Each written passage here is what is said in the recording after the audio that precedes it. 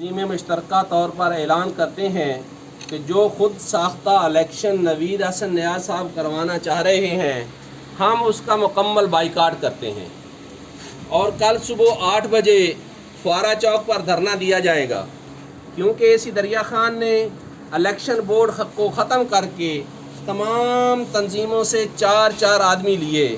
इस वजह से इलेक्शन बोर्ड का कोई वजूद बाकी ना है। अगर 9:30 बजे तक इलेक्शन को रुकवाने की कोई कार्रवाई न रोकी गई तो धरने वाले तमाम लोग इलेक्शन ऑफिस जाकर पोलिंग का अमल रुकवा देंगे और किसी बदमज़गी का ज़िम्मेदार नवीद हसन नियाज़ और इंतज़ामिया होगी। हमने जो ऐलान एसी साहब ने इलेक्शन के बारे में किया और जो तारीख़ इलेक्शन के लिए दी वो 30 सितंबर की है। हम उस इलेक्शन में जो इंतज़ामिया के ज़ेर निगरानी होगा उसके करने के पाबंद होंगे।